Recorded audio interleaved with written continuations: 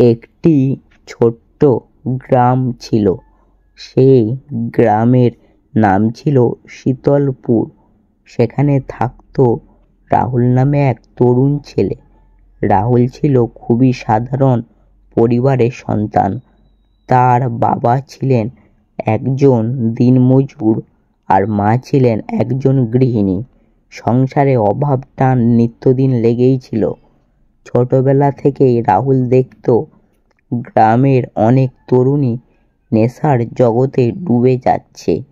কেউ গাঁজা খাচ্ছে, কেউ বা মদের আসরে রাত কাটাচ্ছে।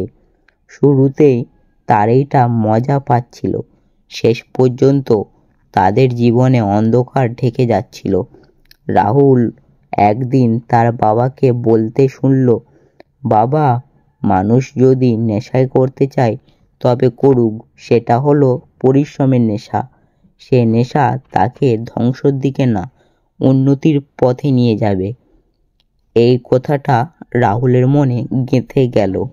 স্কুলে পড়ার সময় সে ঠিক করল, আমি মদের নেশায় নয়, আমি কঠোর পরিশ্রমের নেশায় আত্মস্থ হব। প্রতিদিন সকালে সে মাঠে দৌড়াতো, বই পড়তো আর বাবার কাজে সাহায্য করত।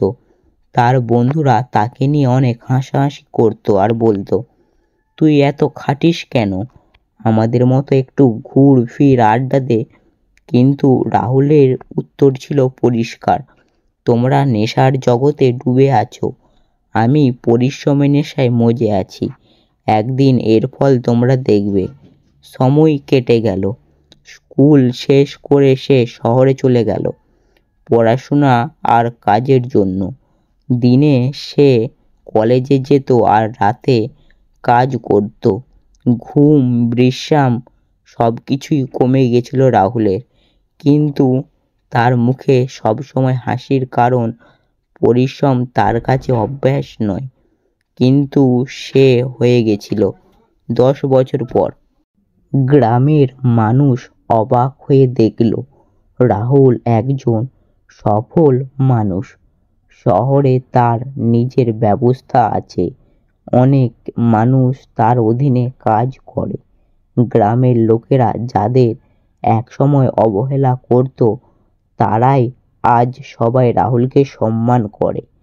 গ্রামের সেই তরুণীরা যারা একসময় নেশায় মত্ত ছিল, তারা এখন রাহুলের কাছে এসে বলে, বন্ধু, আমরা ভুল করেছি, আমরা নেশার জীবন নষ্ট করলাম, আর তুই সেটা প্রমাণ করে দিলি যে সত্যিকারের নেশা হলো পরিশ্রমের নেশা। রাহুল হেসে বলতো, অভ্যাস যদি করতেই হয় তবে কঠোর ও পরিশ্রমের নেশা, কারণ এই নেশা মানুষকে ধ্বংসের দিকে না, স্বপ্ন পূরণের পথে নিয়ে যাবে।